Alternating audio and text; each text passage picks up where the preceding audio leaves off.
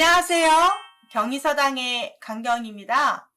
한자는 모양이 비슷한 한자들이 상당히 많아요. 그것을 조금 모아서 붓으로 구분하신다면 쉽게 보실 수 있는데요. 오늘 모양이 비슷한 한자 15번째 시간입니다. 간단하게 저랑 같이 붓수 보면서 한번 구분해 보시겠어요?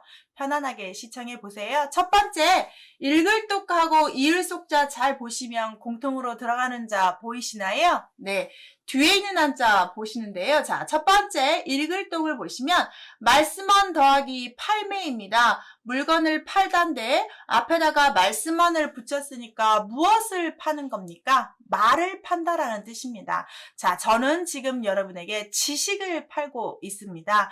옛날 사람들은 글을 다 읽을 줄 모릅니다. 글을 읽는 사람은 지도층, 양방, 관리들입니다. 이 사람들이 글을 읽을 수 있기 때문에 글을 읽지 못하는 사람들한테 글을 읽어주는 직업이 있었는데요. 자, 소설 같은 걸 읽어주고 돈을 받는 직업, 전기수라는 직업이 조선시대에 있었다고 합니다. 그것처럼 책을 읽어주면서 내가 무엇을 돈을 받게 되는 행위처럼 말을 팔다, 읽었다라고 해서 독서할 때 독자가 되겠습니다. 두 번째 보시면 실사 더하기 팔매인데 실사가 한자에서는 옷감, 실로 상징하시면 편하게 해석이 됩니다. 옷이라고 보겠습니다. 옷을 팝니다. 그런데 옷 장사가 아주 잘 되고 있습니다. 옷을 팔다, 옷 장사가 잘 되고 있다라고 해서 옷을 팔다, 계속되고 있다 해서 이을 속자가 되겠습니다. 옷을 계속 잘 팔다 해서 이을 속 이렇게 보시면 되겠네요. 두 번째, 등등과 증거등 한번 보시겠어요? 똑같은 한자가 들어갔지요? 자, 첫 번째 등등을 보시면 등잔등이라고 하는 등불등인데요. 불화 더하기 오를 등자입니다. 불이 올라가 있습니다. 자, 바닥에 불을 지피지 않고 위쪽 하늘 쪽에다 불빛을 놓는 건 다 우리가 등이라고 합니다. 형광등, 전등, LED 등 이런 식으로 등자는 위쪽에다 놓은 등불이 되겠습니다. 가로등 이런 거 다 말입니다. 그래서 불이 올라가 있다 해서 오를 등자가 발음 그대로 주고 있고요. 두 번째, 말씀원 더하기 오를 등자인데 등 발음이 약간 바뀌었습니다. 말이 올라가 있습니다. 개인적으로 너랑 나랑만 알자라는 비밀스러운 말이 아니라 모든 사람들이 다 알게끔 말을 올려놓는 겁니다. 공적인 말이 되겠지요. 우리가 증거로 인정될 수 있는 것들은 다 그렇다고 사람들이 인정하고 증거가 될 수 있는 것들은 다 공식적으로 모두가 그렇다라고 해야 되는 게 맞잖아요. 그래서 말이 올라와 있다, 모든 사람들이 알 수 있는 말이다 해서 증거증이라고 합니다. 발음이 약간 바뀌니까 조심해야 되겠습니다.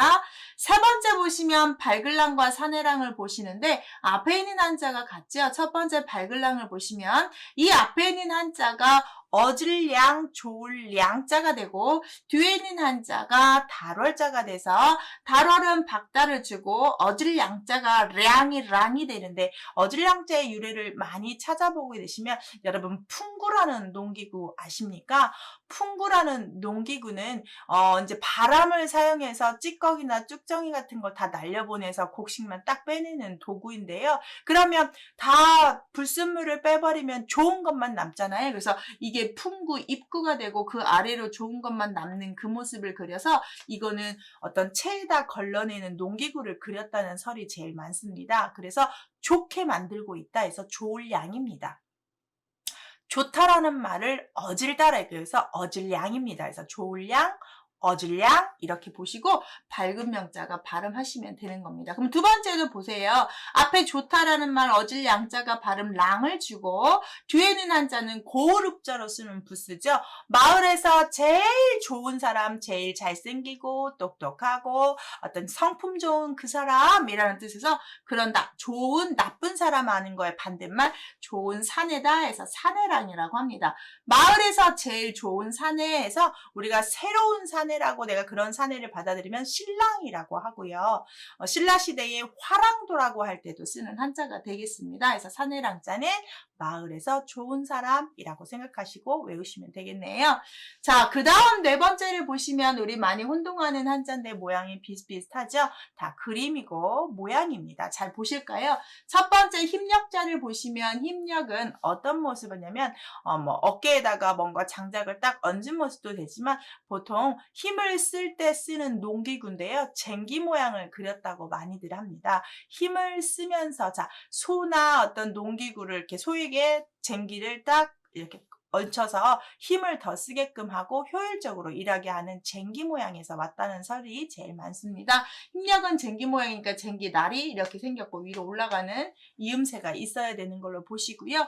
칼 도자인데 인이라고 썼네요. 죄송해요.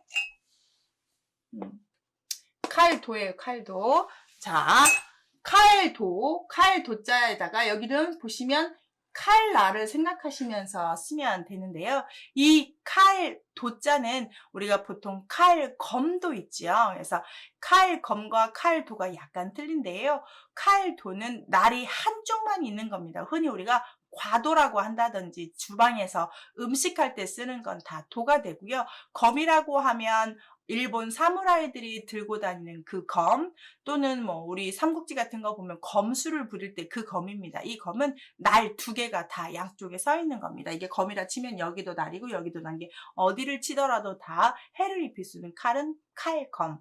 이 도자는 한쪽 날만 이렇게 날카로운 게 칼도 이렇게 이해하시면 되고 이 칼날이 엄청나게 예리해요. 그래서 거기다가 또 하나를 표현해줘서 아주 칼날이 반짝이면서 아주 날카롭다를 표시화한 거죠. 그래서 그때는 칼날인.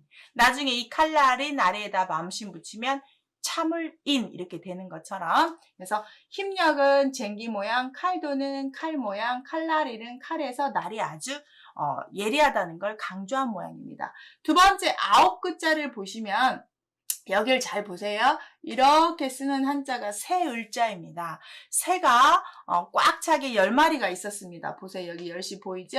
새가 10마리가 있었는데 이렇게 한 마리가 어디로 가버렸네 라고 외우시면 아주 편합니다. 새 10마리 중에 한 마리가 없어졌네. 그럼 몇 마리입니까? 9마리죠. 그렇게 외우시면 좋고요.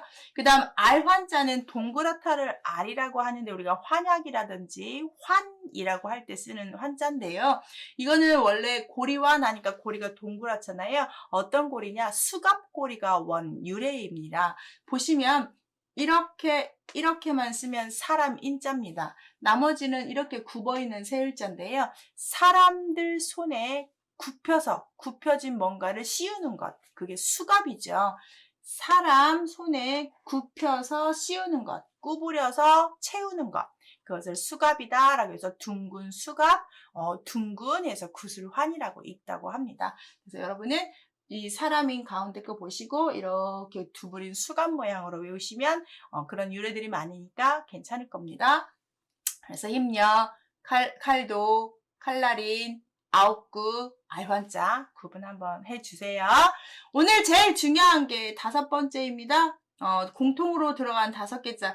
이거는 도금으로 공부하는 부수로 공부하는 편에도 들어갈 법한 한자인데요. 많이 혼동하는 한자고 제가 다 모아봤으니까 5자만 꼭 잘 외우시면 됩니다. 급수를 한 5급부터 정말 한 준사급에서 3급까지 얘가 왔다 갔다 하면서 여러분을 혼란시킬 건데요. 혼란스러울 거 없어요. 그냥 부스 하나 외우고 추가되는 애들만 잘 의미만 주시면 되는데요. 먼저 공통으로 들어가는 아이들이 있죠. 이만큼.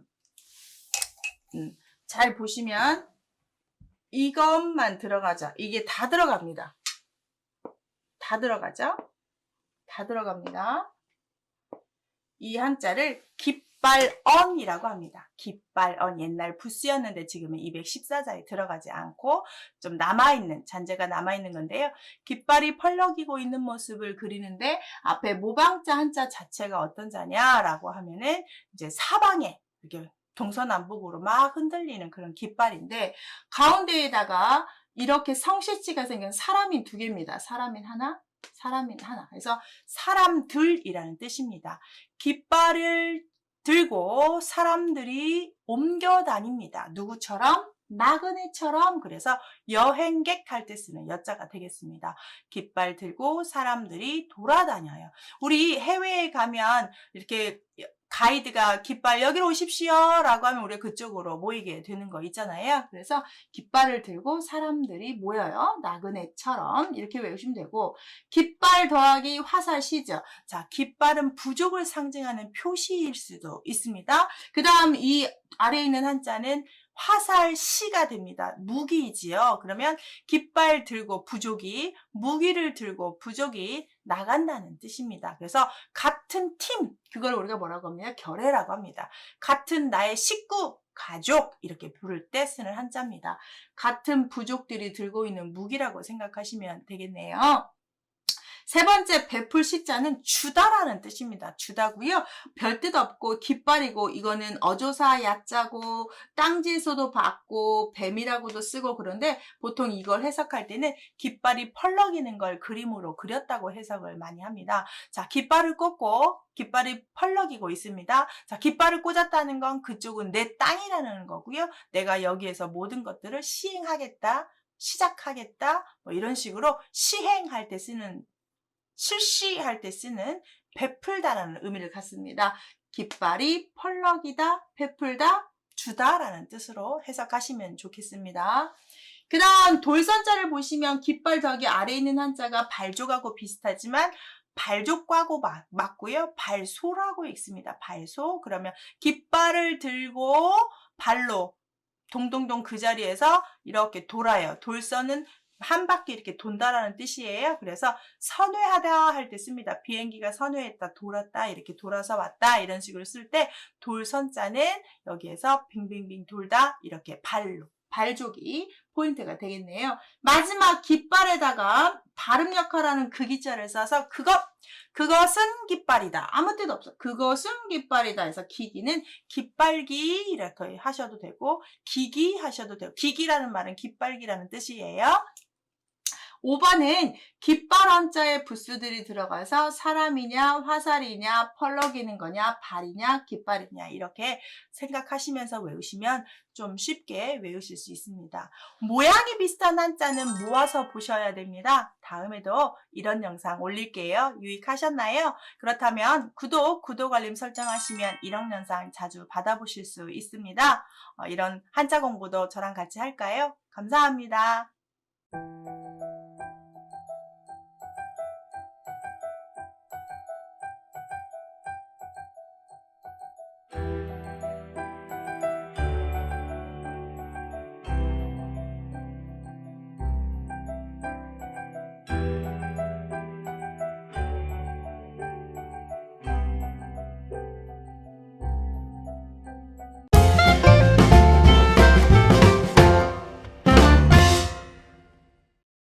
안녕하세요.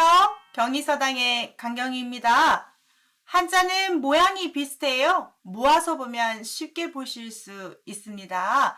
오늘은 모양이 비슷한 한자들 모아서 16번째 시간입니다. 앞부분과 좀 겹칠 수도 있고 다시 복습일 수도 있고요. 새로운 것이 있을 수도 있으니 편안하게 복습, 또 새로운 한자 배워보시겠어요?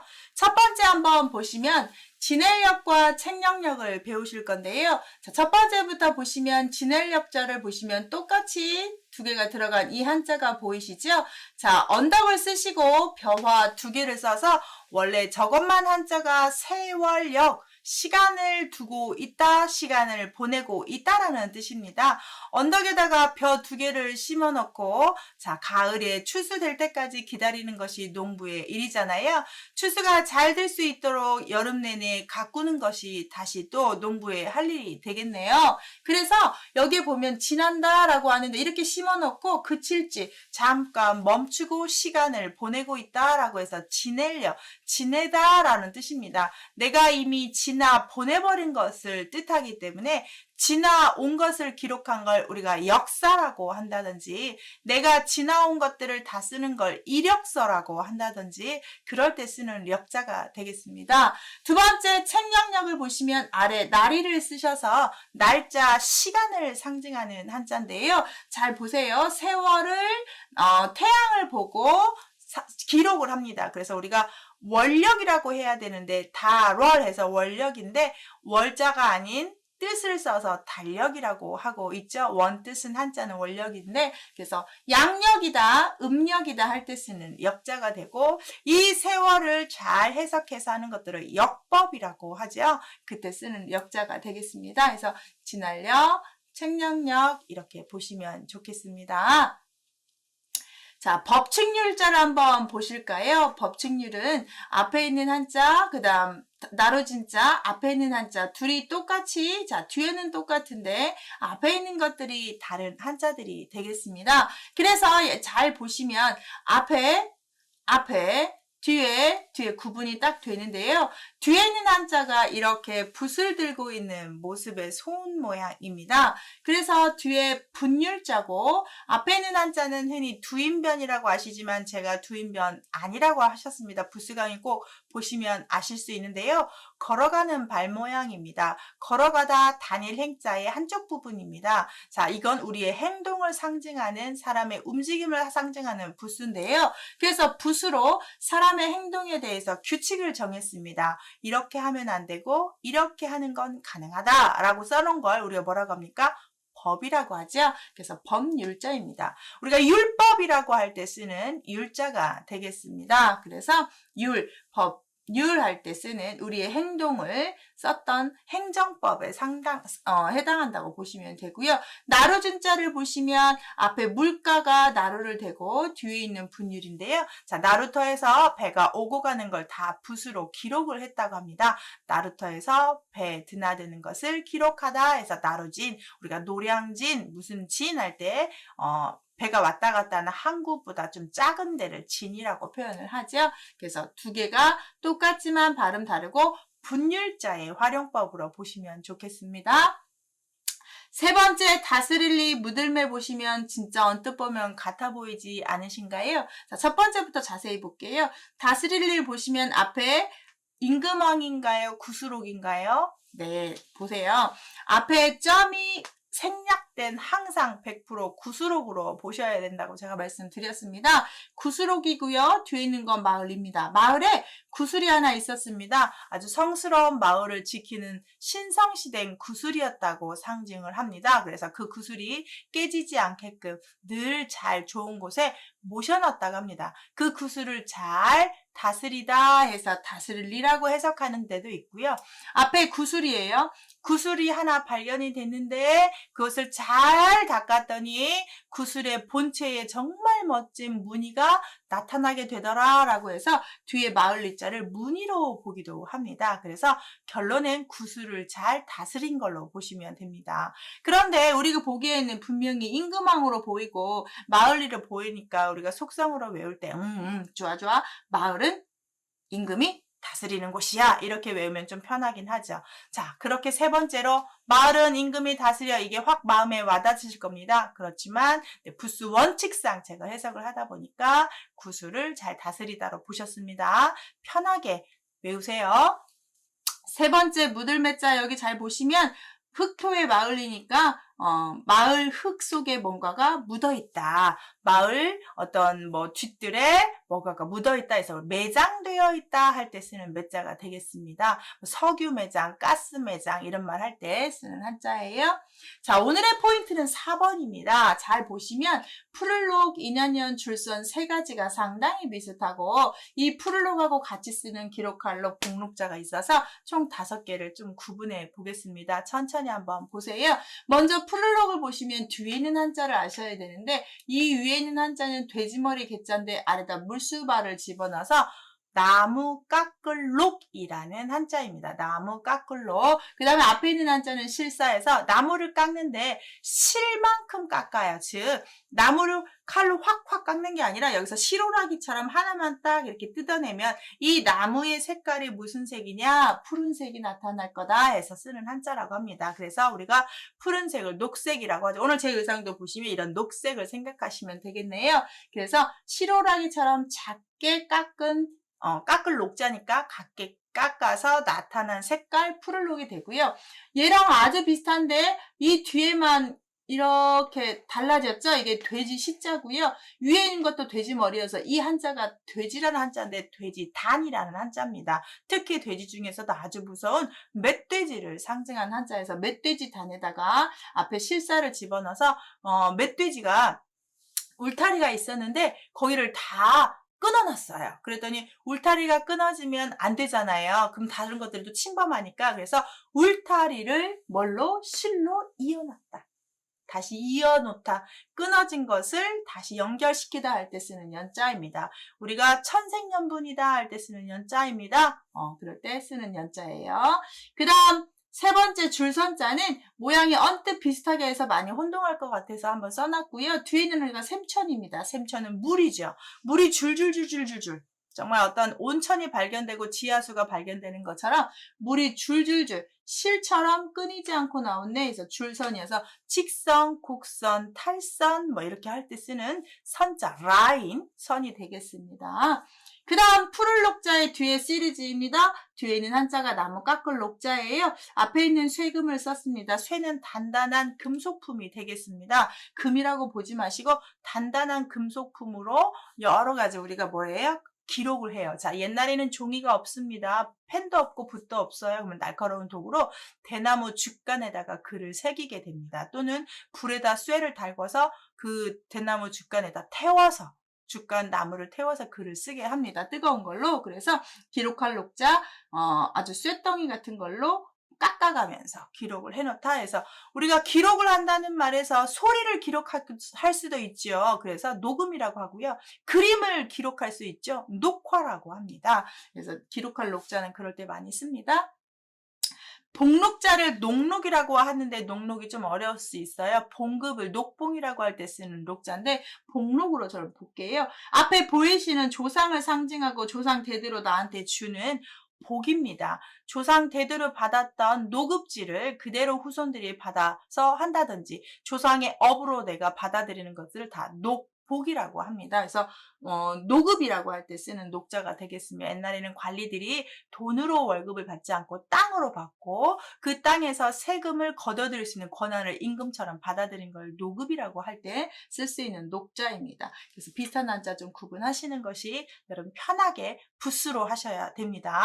자, 마지막 보시면 얘는 끝말자고요. 안일미자고 지아비부자고 하늘천인데 은근히 혼동하는 한자죠. 정말 쉬운 초급 급수인데도 가끔씩 혼동할 수 있는데 이유에 잠깐만 말씀드릴게요. 두 개를 같이 해야 됩니다. 나무목자인데요. 끝말자는 나무목에다가 나무가지가 다 자랐다 해서 끝났다가 되고 나무가지가 이만큼밖에 안 자랐네 그래서 아직이네 해서 아직미가 되는 한자입니다. 그렇게 구분하십니다. 가지가 길었냐 가지가 이제 길어나고 있냐 다 자랐냐 이걸로 구분하셔서 다 자라면 끝말 자라고 있으면 안일미가 되겠습니다. 그 다음 보시면 두 개도 똑같은데 위로 올라가면 사내부 안 하면 하늘천인데 똑같이 큰 데입니다. 다 사람이 팔 벌리고 있는데요. 이 사람 머리 위에 꼭지 위에 하나를 뭔가를 집어넣는데 옛날에는 엄마 아빠가 주신 모든 신체는 함부로 하지 않아서 머리를 길러서 따고 다니죠. 여자나 남자나 다 땁니다.